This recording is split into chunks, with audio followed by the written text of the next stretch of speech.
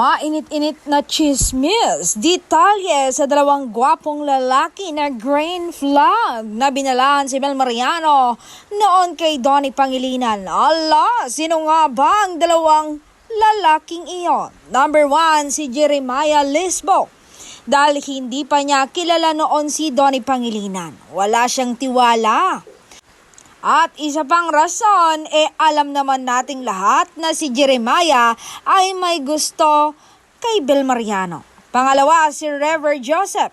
Matapang ngang sinabi ni River sa kanilang online interview noon kung sigurado na ba si Bel Mariano kay Donnie Pangilinan. Naalala nyo ba yon, Bablis? Malinaw na malinaw pa lang sa utak ko. Sana nga lang tamang pinabayaan ni Jeremiah at ni River si Bel Mariano sa kamay ni Donnie Pangilinan.